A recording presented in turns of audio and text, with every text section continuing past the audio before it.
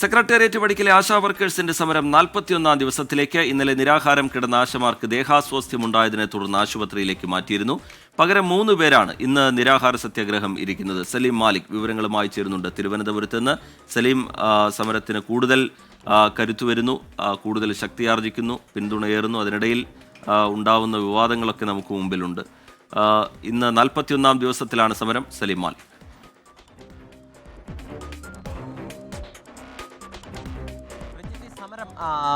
രാപ്പകൽ സമരത്തിന്റെ 41ാം ദിവസം, നിരാഹാര സമരത്തിന്റെ 3ാം ദിവസം എന്നിങ്ങനെയാണ് നമ്മളിവിടെ നിൽക്കുമ്പോൾ നമുക്ക് പറയാൻ കഴിയുന്നത്. മാത്രമല്ല, ഈ സമരത്തിന് ഓരോന്നും കഴിയുന്തോറും ശക്തി കൂടിക്കൂടി വരുന്ന കാഴ്ച നമ്മൾ കണ്ടതാണ്. കഴിഞ്ഞ ദിവസം ഈ നിരാഹാരം ആരംഭിച്ചതിന് പിന്നാലെ തന്നെ നിരാഹാരം എടുക്കാൻ വിവിധ പ്രവർത്തകർ, വിവിധ ആശാ വർക്കേഴ്സ് തയ്യാറാണ് എന്ന് അറിയിക്കുകയും ചെയ്തിരുന്നു. പക്ഷേ ആദ്യഘട്ടത്തിൽ 3 പേർ മാത്രമായിരുന്നു നിരാഹാരത്തിനെത്തിയത്. അതിന് പിന്നാലെ 2 ദിവസത്തെ നിരാഹാര സമരം കഴിഞ്ഞതിന് ശേഷം ഒരു ആശാവർക്കറായ ഷീജ ആർ എന്ന ആശാവർക്കർക്ക് ദേഹാസ്വാസ്ഥ്യമുണ്ടായി, ആശുപത്രിയിലേക്ക് മാറ്റി.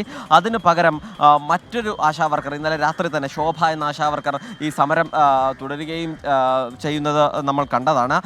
ഇപ്പോൾ ആദ്യ ദിവസം തന്നെ സമരം തുടങ്ങിയ 2 ആശാവർക്കർമാരും 2 നിരാഹാരം കിടക്കുന്ന 2 പേരും, ഒപ്പം തന്നെ പുതിയൊരാളും എന്ന നിലയിലാണ് ഈ 3 പേർ ഇവിടെ സമരം തുടരുന്നത്. അതിനിടയിൽ ആരോഗ്യമന്ത്രിയുമായി ഇനിയൊരു ചർച്ച ഉടൻ ഈ ആശാവർക്കേഴ്സ് പ്രതീക്ഷിക്കുന്നുമില്ല. കാരണം കേന്ദ്ര ആരോഗ്യമന്ത്രിയെ കാണാനുള്ള സമയം അനുവദിച്ചതുകൊണ്ട് തന്നെ അതിനുശേഷം, ആ സമയത്തിന് ശേഷമാകും ഇനി ആശാവർക്കർമാരെ ഏതെങ്കിലും നിലയിൽ സംസ്ഥാന സർക്കാർ ചർച്ചയ്ക്ക് വിളിക്കുക എന്നുള്ളതാണ് ഇവരും കരുതുന്നത്. നിലവിൽ ഈ ഏറ്റവും അവസാനമായി ആശമാരുടെ ഓണറേറിയം 21,000 രൂപയാക്കി ഉയർത്തുക, ഒപ്പം തന്നെ വിരമിക്കൽ ആനുകൂല്യം നൽകുക, ഈ 2 ആവശ്യങ്ങളാണ് ഇവർ പ്രധാനമായും ഉയർത്തുന്നത്. ഈ ആവശ്യങ്ങൾ പരിഗണിച്ചാൽ ഈ സമരം അവസാനിപ്പിക്കാൻ ഈ ആശാവർക്കേഴ്സ് തയ്യാറാണ്. പക്ഷേ ആ ആവശ്യം പോലും അംഗീകരിക്കാൻ സർക്കാർ തയ്യാറാകുന്നില്ല എന്നുള്ളിടത്താണ് പ്രശ്നം എന്നുള്ളതും ആശാവർക്കേഴ്സ് ചൂണ്ടിക്കാണിക്കുന്നുണ്ട്. റിജിത്ത്, ശരി, സമരവേദിയിൽ നിന്നുള്ള വിശദാംശങ്ങൾ പങ്കുവയ്ക്കുകയായിരുന്നു സലീം മാലിക്.